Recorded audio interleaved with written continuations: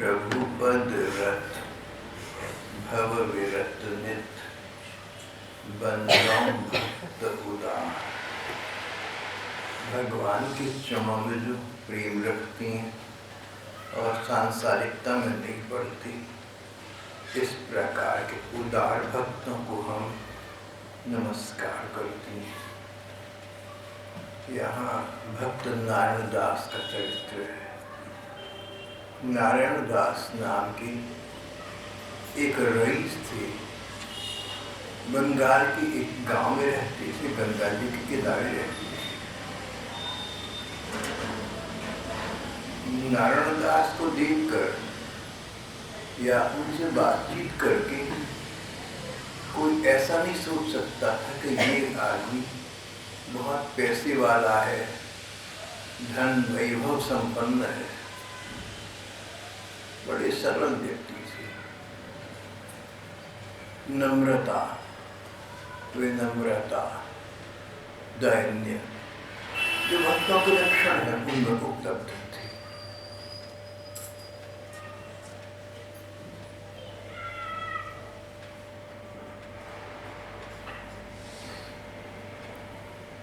किसी प्रकार की सांसारिकता का उन्हें स्पर्श न था। संसार में रहती थी, परिवार में रहती थी, समाज के सदस्य थे, व्यापार करती थी, धनाढ्य व्यक्ति थे। इतना सब होते हुए मानो इन सबसे दूर थी, मानो इन सबसे का कोई स्पर्श न हो। सारा काम यंत्रवत चलता था, मैकेनिकल चलता था। यंत्र काम करती है, लेकिन यंत्रों को नहीं पता होता कि वो क्या कर रहे हैं। रेडियो बोलता है, रेडियो को नहीं पता कि मैं बोल रहा हूँ। जितने भी यंत्र हैं, मशीन्स हैं, काम करती है, उनको नहीं पता कि हम काम कर रहे हैं। कूलर को क्या पता कि मैं लोगों को कूलनेस दे रहा हूँ, हीटर को क्या पता कि मैं किसी को हीट दे रहा हूँ। भक्तों का जीवन संसार में रहते हुए यंत्रवत होता है, मैकेनिकल होता है। जैसे यंत्र काम करते हैं, उनको नहीं पता कि वो क्या कर रहे हैं। इसी प्रकार भगवत जन संसार में रहती हैं, अपने कर्तव्यों का पालन करती हैं, अपने दायित्व का वहन करती हैं, जो करना है सो सब करती हैं, पर यंत्रवत करती हैं, मैकेनिकल। तन संसार में, मन भगवान में, ये सिद्धांत है। ये भक्त जीवन है। अपना मूल्यांकन करना चाहो कि तुम्हारे में कितना भक्ति भाव है, तो इस सिद्धांत की कसौटी पर अपने को कसकर देख लेना। तन संसार में, मन भगवान में, सारा काम करना है, प्रमाद न करना, कर्तव्य पालन से टलना नहीं। कई टल जाते हैं, कहीं भगवान में लग गए, दुनियादारी से क्या लेना है। तो जो फर्ज था, जो जिम्मेदारी थी, उससे बच गए, उससे निकल भागे, ये उचित बात नहीं है। ये तो आत्मवंचना हो गई, ये तो अपने को धोखा हो गया। ऐसा न करना, कर्तव्य पूरे पूरे करना, दायित्व पूरे पूरे वहन करना। संसार में हो, परिवार में हो, तो जो कर्तव्य बनता है सो करना, पर यंत्रवत करना, मैकेनिकल करना। यंत्र क्या जाने कि ये क्या कर रहा है। यंत्र को चलाने वाला संचालक जैसा चाहे कर दे। आप चाहें तो कूलर को ऑन कर दें तो कूलनेस दे देगा, कूलर को नहीं पता। आप चाहें तो हीटर को चला दें तो वो हीट देगा, गर्माई देगा, उसको नहीं पता। हम सब अपने ठाकुर के हाथ की कठपुतली बनकर रहे हैं। उमा दारू जोशित की न्याय, सबई नचावत राम गुसाई। हम अपने भगवान के हाथ की कठपुतली बन जाए। हम अपने भगवान के हाथ के यंत्र बन जाएं। मालिक तू ही, दोबारा कहूँगा, मालिक तेरी रजा रही, तेरी इच्छा पूरी हो, तेरी मर्जी पूरी हो मालिक। मालिक तेरी रजा रहे और तू ही तू रहे, बाकी न मैं रहूं न मेरी आड़ू रहे। मेरी कोई स्वतंत्र इच्छा न हो भगवान, तुम्हारी इच्छा में मेरी इच्छा सन्निहित सम्मिलित है, बस ऐसा बना दो मेरे मन को। भक्तों का मन इस प्रकार का होता है। नारायण दास रईस थे, धनाढ्य व्यक्ति थे, पर उनका मन भगवान के प्रति इस प्रकार की भक्ति से संपन्न था। सब करते पर मन भगवान का चिंतन करता। उनकी पत्नी भी उनके अनुरूप थी, जैसा पति वैसी पत्नी, तो जीवन सुचारू रूप से कट जाता है। पति पत्नी का एक ही स्वभाव। पत्नी को कोई गर्व गौरव नहीं था कि मेरे पति के पास या मेरे पास इतना धन है, इतनी संपदा है, इतना वैभव है। वो भी सरल सीधे मन अपने पति के साथ भगवान के भजन में लगी है।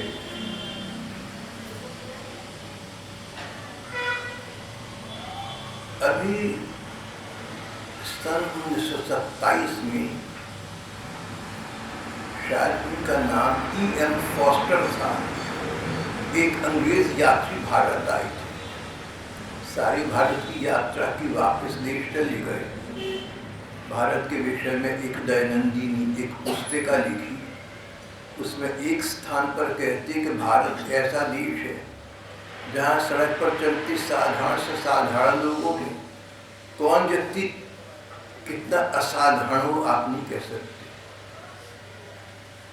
सड़क पर चलता हुआ एक साधारण व्यक्ति लगता है, कोई हरियाणा का जाट है, कोई सेठ है, और हो सकता है बहुत पैसे वाला, हो सकता है बहुत रसूख वाला आदमी। 100 बरस पहले अंग्रेज यात्री ने भारत के बारे में ऐसा लिखा। ये कथा तो पुरानी हो गई। स्वाभाविक है नारायण दास जैसे अन्य भक्त भी होंगे।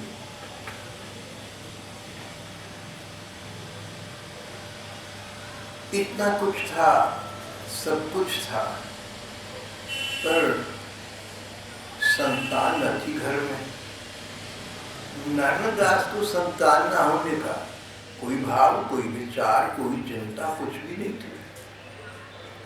पत्नी के मन में कभी कभी अभाव खटकता था और पति पराया वो पत्नी कभी कभी अपने मन की बात अपने पति देव से कह देती थी कि हमारे बेटा नहीं हुआ। नारायण दास मुस्कुरा देती, कहती थी देवी तुम भगवान को ही अपना पुत्र समझ लो। हमारे सारे नाते भगवान के साथ, जिस नाते का तुम्हें अभाव खटकता हो वो नाता भगवान से बना लो। नारायण दास कहने लगे दोनों की सीताराम जी की सेवा थी। कहने लगे तू प्रभु राम जी को अपना पुत्र समझ ले, जैसे दशरथ ने माना, कौशल्या ने माना, ऐसा तू मान ले। बात समाप्त हो जाती। इस प्रकार दोनों का जीवन व्यतीत हो गया। प्रौढ़ावस्था को पार कर गए, वानप्रस्थ की आयु आ गई, 60 के पास आ गए। नारायण दास पत्नी से कहने लगे कि देवी मेरा विचार है कि वानप्रस्थ आश्रम में व्यक्ति को भजन में लग जाना चाहिए, ऐसा विधान है। बहुत संसार देख लिया, बहुत भुगत लिया, बहुत भोग लिए, अब समय आ गया राम नाम में लगे। पत्नी बोली आपका विचार परम सुंदर है, पर आप भविष्य के लिए क्या कोई योजना बना रहे हैं? बंगाली नारायण दास बोले कि हमारे स्वामी राम जी की राजधानी तो अयोध्या है। मैं अयोध्या में जाकर वहाँ जाकर वास करना चाहता हूँ, वहीं रहकर राम जी का भजन करना चाहता हूँ। थोड़ा बहुत सामान साथ ही लाऊंगा, शेष जीवन वहीं यापन करूंगा। मालती उनकी पत्नी, उसने कहा आपका निर्णय बहुत अच्छा है, पर यह भी स्पष्ट है कि मैं भी आपके साथ जाऊंगी।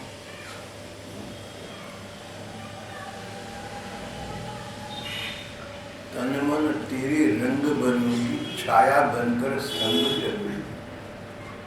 भारतीय पतिव्रता, मैं भी तो भजन करूंगी।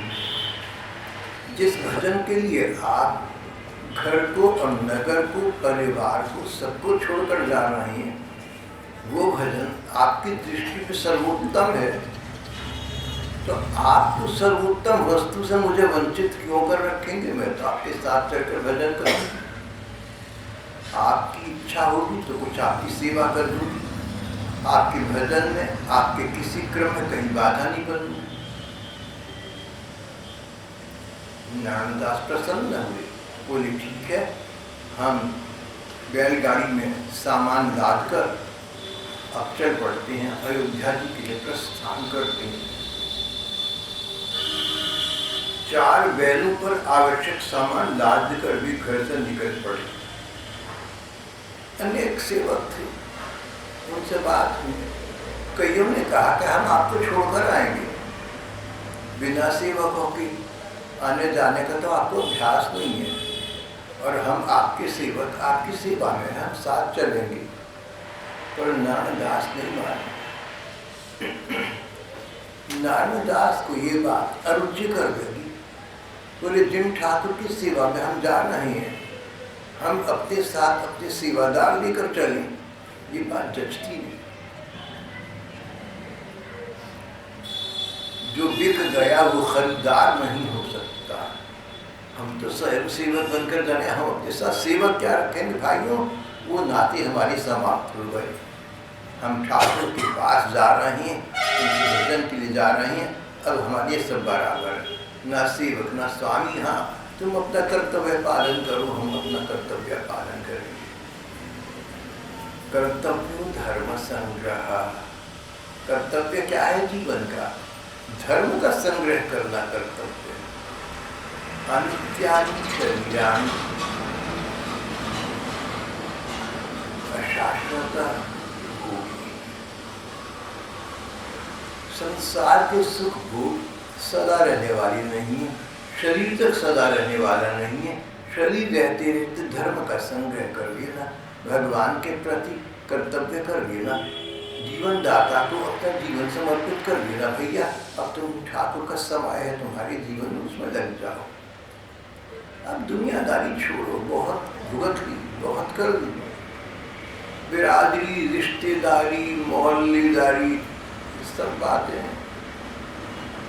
एक बिंदु तक, एक पॉइंट तक ठीक थी, आवश्यक थी, पर जब जीवन में ऐसा समय आ जाए कि तुमने कर्तव्य निभा दिए, समाज के प्रति दायित्व संपन्न कर दिए, परिवार के प्रति, अब छोड़ो इन झमेले झंझटों को, डगो राम नाम।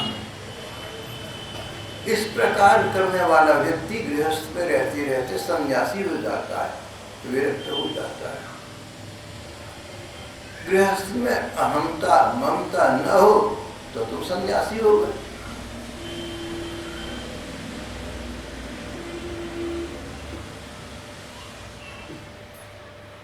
नारायणदास ने एक भी सेवक साथ नहीं लिया, बस 4 बैलों की गाड़ी पर माल लादा, पति पत्नी दोनों निकल पड़े।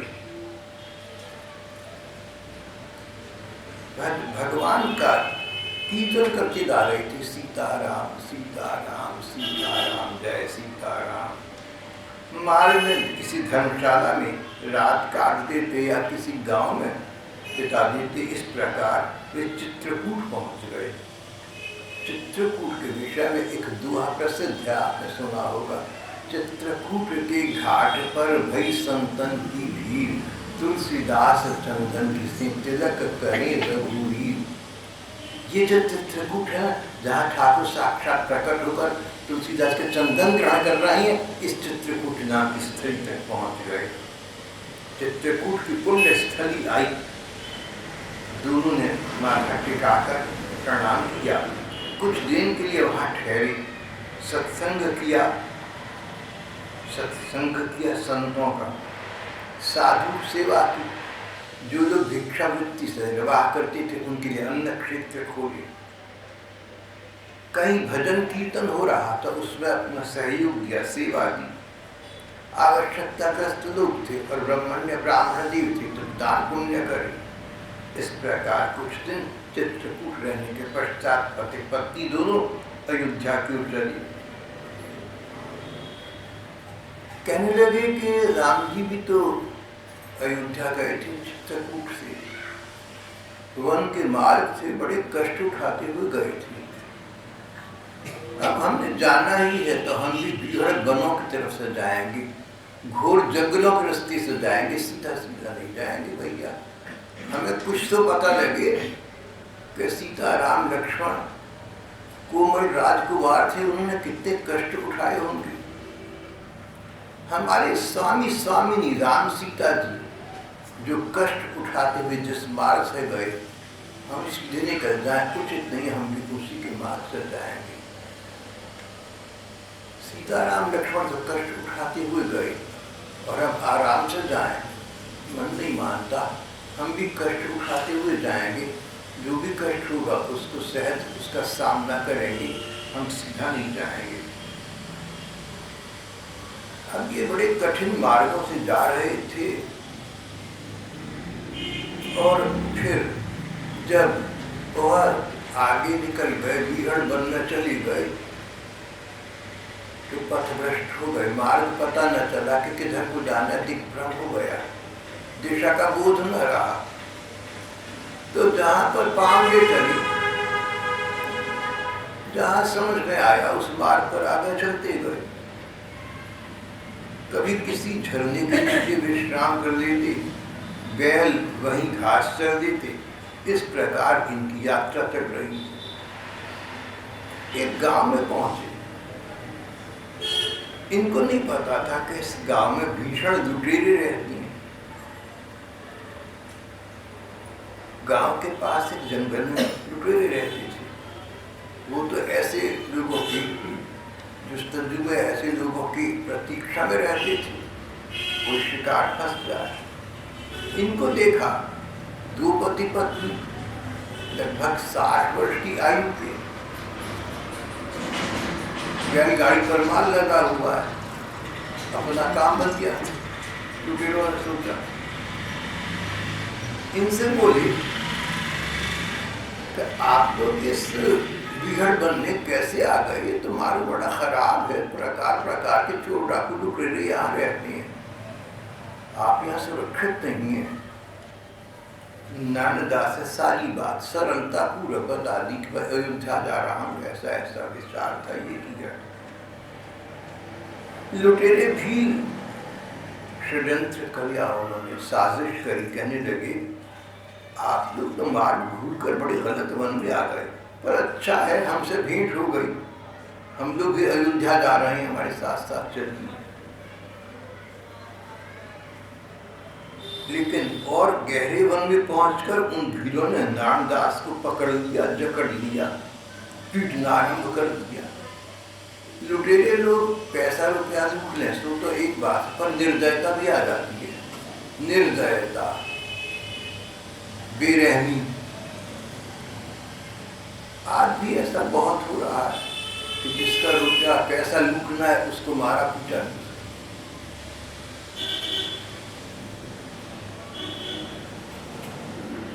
कुछ बरस पहले एक हमारी परिचित थी दिल्ली में, उनकी पत्नी पत्रकार थी। मैंने सुना है कि उनकी खबरें अखबारों में बहुत छपती रही, टीवी पर आती रही। तो वो भटनागर बहू थी घर की, उसको उसकी निर्मम हत्या कर दी गई, बड़ी निर्दयता के साथ उसको मार दिया। तो लूट किया पैसा उसका। तो उसके संबंधी जो यहाँ रहती है मुझे मिली, तो मैंने कहा कि जब उन्होंने उसको लूटना चाहा, पैसा रुपया ले लिया, जो करना था सो कर दिया, लेकिन उसको मारने की क्या आवश्यकता थी? और अगर किसी कारणवश उसका वध करना, उसकी हत्या करना आवश्यकता था, तो उसके शरीर को कष्ट देने की क्या आवश्यकता थी? पता नहीं क्यों ऐसा किया। वो भैया वकील है, समझदार है, बहुत दुनिया देखी है। बोले भाई साहब, जिन लोगों ने उस भटनागर कन्या को मारा वो तो किराए के टट्टू से, तो वो क्या होता है? ऐसे लोग किराए पर मिलते हैं, पैसे देकर खरीद लो, जो तुम कहोगे सो कर देंगे। किसी ने कहा कि देख इतना पैसा मिलेगा, तुझे इसको तंग कर करके अपमान करके कुल्हाड़ी से मारना है, ऐसा कर देंगे। पैसे की मीठ है। मुझे सुनकर बहुत दुख पहुंचा था। संसार दुखों से भरा है। इस दुख भरे संसार में कोई आश्रय है तो भगवान का नाम है। एतादृशी तव कृपा भगवन् ममापि दुर्दैवमी विहाजनु नानुरागः। प्रेमावतार गौरांग देव कहते थे, भगवान तुम्हारी तो इतनी कृपा है कि तुमने अपने नाम स्मरण में शक्ति भर दी और कह दिया कि जो नाम लेगा वो तर जाएगा, उसको सब मिल जाएगा। एतादृशी तव कृपा भगवन् ममापि। भगवान इतनी कृपा, इतनी अपार कृपा। दुर्दैवमीदृश महाजनि नानुरागः। और हमारा इतना दुर्विपाक, इतना दुर्भाग्य, इतनी बदकिस्मती कि हम छोटा सा वो नाम भी नहीं ले पाते। संत कहीं, महात्मा कहीं, भैया सुबह को 10 मिनट आंखें मीट कर ध्यान लगाकर भगवान का नाम ले लिया करो, सो भी नहीं अच्छा होगा। दुर्दैवमीदृश महाजनि नानुरागः। इससे भयंकर दुर्भाग्य और क्या होगा? भगवान का नाम हमारे साथ है, गुरु का ज्ञान हमारे साथ है, और हम भटक रहे हैं, अशांति का ग्रास बन रहे हैं। जानत हूँ अस स्वामी बिसारी, फिर काहि न होहि दुखारी।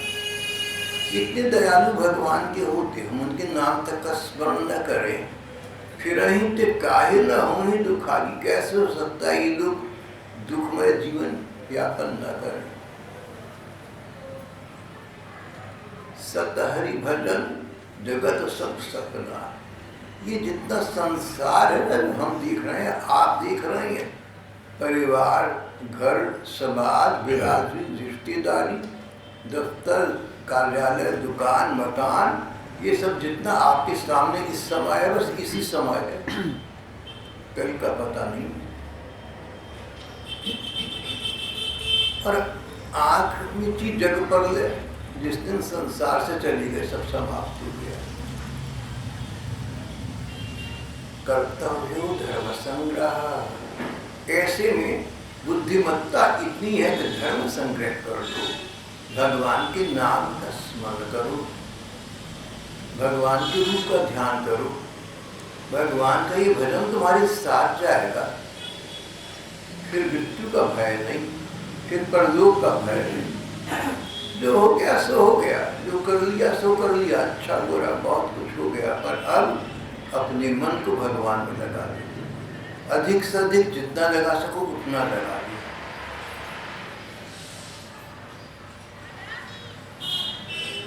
उन दुष्टों ने नानीदास को पकड़ा, पीटा, मूर्छित हो गए, हाथ पांव बांधकर खाई में फेंक दिया, ऊपर से पत्थर पटक दिए। मरा समझकर वे दुष्ट उनकी पत्नी के पास आई। पत्नी पति की दुर्दशा देखकर मूर्छित होकर गिर पड़ी थी। वे नर राक्षस उसे घसीटने लगे, गालियां देने लगे। मालती को होश आया तो देखा दुष्टों की नीयत बहुत बुरी है। भय और क्रोध से वो से कांपने लगी, पर और कोई उपाय न देखकर उस पतिव्रता ने आंखें बंद करके, पतिदेव ने कहा था कि राम जी पुत्र समझ ले तू अपने, उनको पुकारा, भगवान को पुकारा। भगवान इस समय आवश्यकता तो हमारी पूरे जीवन, आवश्यकता तुम्हारी हमें पूरे जीवन में है, हर पल है, हर क्षण है, पर इस समय तो आपके अतिरिक्त अपना कोई है ही नहीं। आप मेरी रक्षा करें, दया है तुम्हारा मेरे प्रति कर्तव्य बनता है, मेरी रक्षा करो, मेरे स्वामी के जीवन की रक्षा करो, मेरे स्वामी। मालती नेत्र बंध किए कातर कंठ से प्रार्थना कर रही थी। इतने में कहीं से घोड़ों के टाप का शब्द सुनाई पड़ा। लुटेरे कुछ सोच सके इससे पहले सफेद घोड़े पर सवार एक नवयुवक आता दिखाई दिया।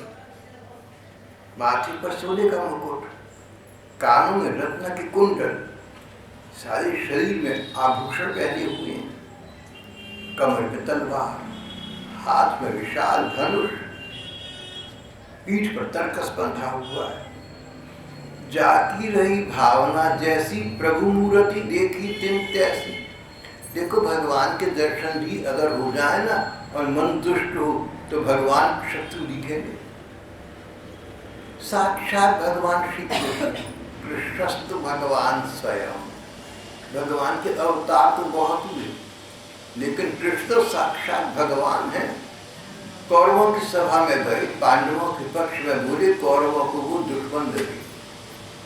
जब भगवान ने अपना रूप प्रकट किया तो भी उनको समझ बात ना आई, उनको लगा कि ये कृष्ण बहुत बुरा है। भगवान जब भगवान कृष्ण कंस के दरबार में गए तो जो दैत्य राक्षस थे, कंस के पक्षधर थे, उनको श्री कृष्ण भयंकर रूप में दिखाई दिए। अपने मन से बहुत कुछ देखते हैं हम, भगवान तो है ही भावना। अब देखिए राम जी की सुंदरता तो आप सबने चित्रों में तो देखी है, पुस्तक में पढ़ी है। वे राम जी साक्षात घोड़े पर सवार सामने आए और इन दुष्टों का हृदय दुष्ट था, इससे सुंदर राम जी इन्हें कठोर लगे। ये लगा बड़ा भयानक कोई व्यक्ति आ गया है, डर गए उनसे। यमराज से भयंकर दिख पड़े, प्राण लेकर चारों भागे। भागते समय गिरकर किसी का सिर फूटा, किसी का पांव फूटा, किसी के दांत टूटे, चोट तो सभी को लगे, सब भाग गए। वो नवयुवक घोड़े से उतरा, माँ कौन हो तुम? वन में अकेली आई, तुम्हारे साथ कोई नहीं है? ये घेरे हुए तुम्हें कौन थे? मानो अनजान। सबसे बड़े अभिनेता भगवान, एक्टर। अगर भगवान कहते हैं कि संसार में तो अभिनेता बनकर रहो, एक्टर बनकर रहो, चरित्र मत बनो, कैरेक्टर मत बनो। ये पृथ्वी एक मंच है, संसार एक नाटक है। तुम नाटक में भाग लेने वाले एक अदाकार हो, एक कलाकार हो, एक अभिनेता हो। संसार को नाटक समझकर, अपने को नाटक का एक अभिनेता समझकर कार्य करो तो संसार से तो मोह ममता नहीं होगी। अभिनय करते हैं ड्रामा नाटकों में, उनसे प्रभावित तो नहीं होते। नाटक में किसी की माँ मर जाए रोएगा, लेकिन वास्तविक जीवन में कुछ भी नहीं, हंस रहा हो। सबसे बड़े नाटककार, सबसे बड़ी अभिनेता, सबसे बड़े एक्टर तो भगवान है। कितने अवतार लेकर आती हैं, राम रूप में आई, चलो वो तो साक्षात आ गए, लेकिन कभी सुअर के रूप में आ गए। भगवान सुअर की एक्टिंग बहुत अच्छी, बिल्कुल सुअर लगती है।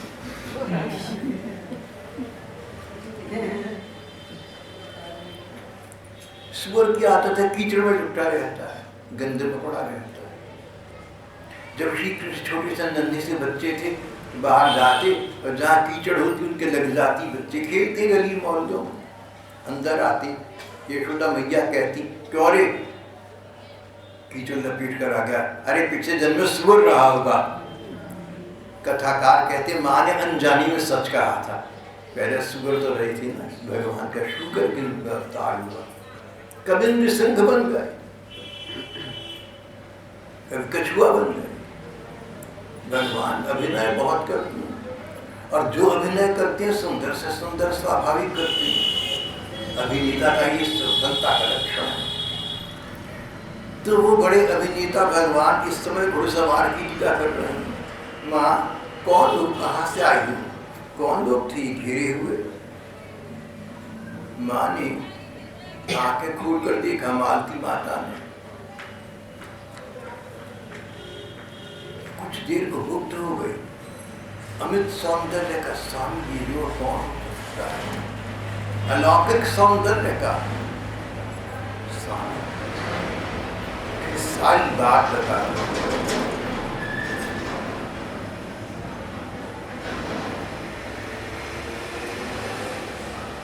बोली, भैया तुमने इन दुष्टों को यहां से भगा दिया, अब तुम मेरे धर्म के भाई बनो। भैया एक चिता बना दो, मैं उस पर जलकर अपनी पीड़ा को शांत करना चाहती हूँ। पति देव तो मर चुके होंगे, अब तक मैं जी कर क्या करूँ?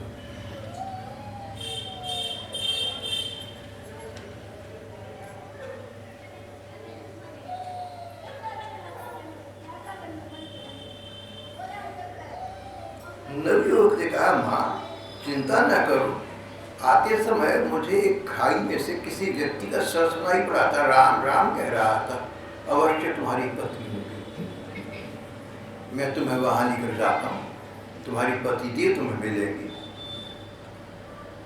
और ये कहकर, माँ कहकर उस नवयुवक ने मालती माँ का हाथ पकड़ा, सर्वेश्वर भगवान का हाथ पकड़ी। मालती चली जा रही थी, भगवान का हाथ हाथ में है, भगवान ने अपना हाथ स्वयं पकड़ाया। तेरा हाथ हाथ में हो अगर, तो सफर भी असली हयात है। तेरा हाथ हाथ में हो अगर, साक्षात सर्वात्मा भगवान मालती का हाथ पकड़ रहे। मालती कुछ क्षणों के लिए मुग्ध हुई, शरीर में एक स्पंदन हुआ, कुछ आत्मा को अलौकिक अनुभूति हुई, पर कष्ट के उन क्षणों में कुछ सोच समझ न सकी। जहां ये नवयुवक हाथ पकड़ कर ले जा रहा था, माँ कहकर ले जा रहा था, उस दिशा में चली जा रही थी। जाकर देखा, सचमुच उसके पति को डाकुओं ने खाई में डाल दिया था। उसकी बहुत दुर्दशा थी।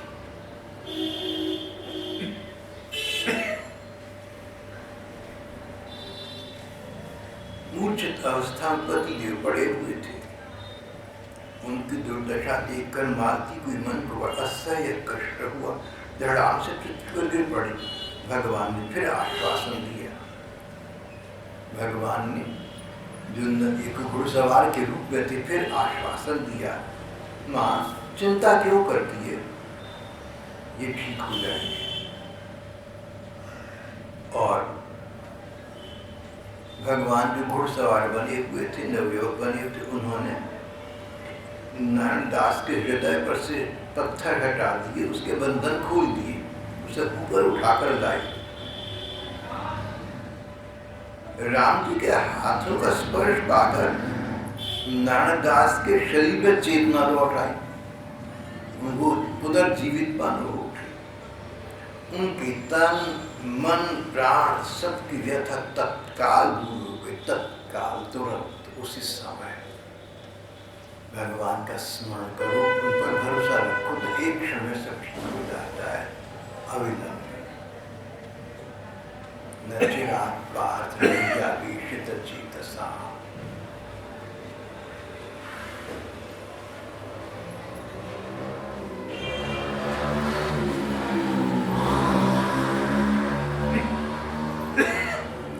नानकदास ने आंखें खोली, धनुर्धारी इस नवयुवक को सुंदर को देखा। कुछ देर बिना पलक झपके अपलक देखते रहे। उस युवक के रूप सौंदर्य में मुग्ध थे।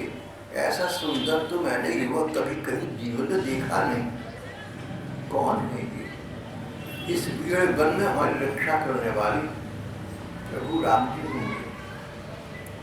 पूछ बैठे, भैया कौन हो तुम? यहाँ हमारी सेवा सहायता करने आ गए।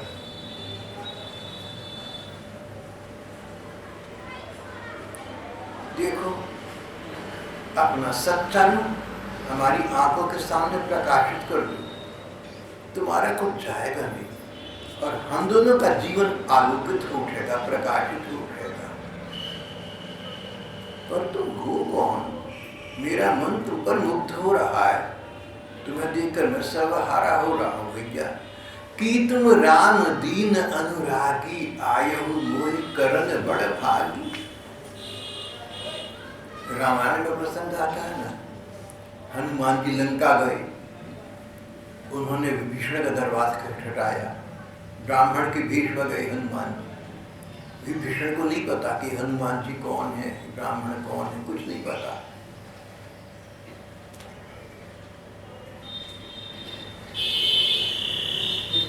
विभीषण ने प्रश्न पूछा,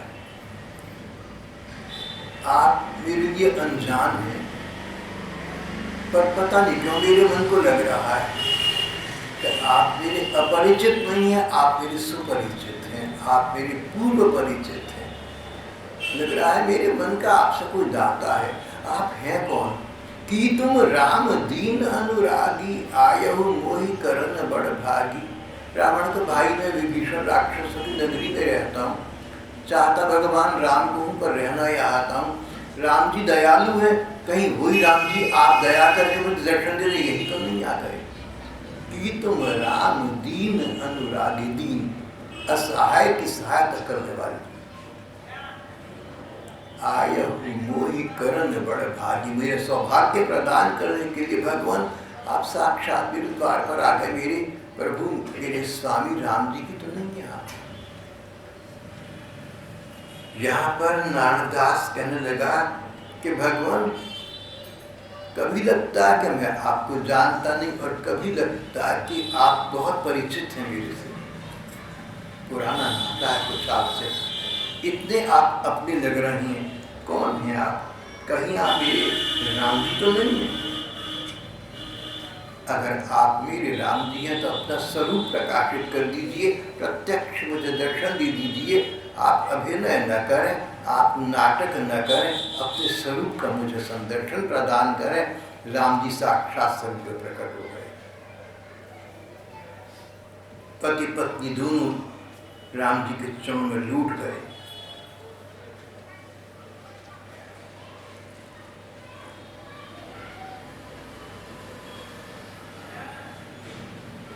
पति पत्नी चाहती थी कि जीवन के लक्ष्य राम जी सामने आ गए, हम संसार में इनके बाद हम रहकर क्या करेंगे? उस संसार का मैं क्या करूं जिसमें तुम नहीं हो? उस जीवन का मैं क्या करूं जिसमें तुम नहीं हो? उन आंखों का मैं क्या करूं जिनसे तुम्हारे दर्शन नहीं होंगे? वो कान किस कान के जिसमें तुम्हारी सुमधुर स्वर, तुम्हारी वाणी श्रवण गोचर न होगी? हम दोनों पति पत्नी राम जी के साथ इस संसार से कूच कर जाना चाहते हैं। प्रभु राम जी प्रेमी हैं, और प्रेमी के साथ साथ प्रकृति में न्याय की रचना भी रखती है, विधान के साथ हस्तक्षेप नहीं करती। राष्ट्रपति चाहे तो किसी मुजरिम को उसका जीवन दान दे दें, लेकिन करते नहीं जब तक विशेष प्रक्रिया न हो जाए। कानून को अपने हाथ में राष्ट्रपति स्वयं कभी नहीं लेते। प्रार्थना करें, याचिका दायर करें, उस पर फिर देखेंगे क्या हो। भगवान प्रकृति के विधान में हस्तक्षेप नहीं करते, इंटरफियर नहीं करते। जो जिसकी होनी है सो हो। Let nature take its course, let justice take its course। Ram ji ने कहा कि अच्छा ऐसी बात है कि जो तुम्हारा प्रारब्ध है उसको पूरा करके तुम मेरे पास आ जाओगे, मेरी ओर से ही विश्वास रख, ये वर दिया तुमने। प्रारब्ध को पूरा कर, प्रारब्ध पिछले जन्मों के जो कर्मों के फल बाकी हैं उनको भोग कर। पुराने जन्मों में हमने अनेक कर्म किए, अच्छे किए, बुरे किए। अच्छे कर्मों का फल सुख है, बुरे कर्मों का फल दुख है। जो तुम्हारे पूर्व जन्मों के कर्म फल है, सुख दुख, इस जीवन में उनको प्रारब्ध कहते हैं। उन्हें भोग कर उन्हें काट कर समाप्त कर दो। इस प्रकार जब तुम्हारी जीवन लीला समाप्त होगी तो मेरे चरणों में आ जाओगे, तुम मेरे धाम में आ जाओगे। ये मेरा तुम्हें वर, तुम्हें अभयदान है, ऐसा होगा। पति पत्नी दोनों प्रभु राम जी का संग चाहते थे, सेवा चाहते थे, पर आज्ञा पालन संग से अधिक वस्तु। प्रेम का लक्षण है, हम दूसरे का संग चाहते हैं, लेकिन संग से अधिक उसका सेवा सुख चाहती है, और सेवा सुख से अधिक उसकी इच्छा का अनुकूलन चाहते हैं। जो वो चाहता है उस पर हम चाहत में डालते हैं। तो वही फिर शेर आ गया ना, मालिक तेरी रज़ा रहे और तू ही तू रहे, बाकी न मैं रहूं न मेरी आड़ रहे। भगवान की आज्ञा से दोनों अयोध्या पहुंच गए। वहाँ पर एक झोपड़ी डाली, भगवान का भजन स्मरण करते हुए शेष जीवन यापन कर दिया। और भगवान ने वर दिया था तो स्पष्ट है कि शरीर त्याग के पश्चात दोनों पति पत्नी भगवान के अमर रूप पहुंच गए। गही शरण जिन राम की छाड़ी कपट जंजाल। गही शरण जिन राम की, जिन्होंने राम जी की शरण ग्रहण कर ली, छाड़ी कपट जंजाल, कपट ना करना, कपट छोड़ना बहुत आवश्यक। चालाकी, चतुराई, दूसरों को बुद्धू बनाना, किसी का माल मत्ता हथियाना, मन में कुछ बाहर कुछ, ऐसा कुछ मत कर लेना। गही शरण जिन राम की छाड़ी कपट जंजाल, घर में बन गिरी गहन में दे निर्भय त्योकार। ऐसे भगवान के भक्त जो कपट छोड़कर भगवान की शरण ले लेते हैं, घर में रहें या जंगल में, हर स्थान पर सुरक्षित है। ते निर्भय तिहु काल, आज भी सुरक्षित है, आगे भी सुरक्षित रहेंगे। राम जी का आश्रय, भगवान की शरण, उनका नाम स्मरण, उनका ध्यान इस प्रकार की वस्तु है। नारायण और उनकी पत्नी मालती को इन प्रभु की प्राप्ति हो गई थी। यहाँ पर हमारा आज का प्रसंग समाप्त हो जाता है।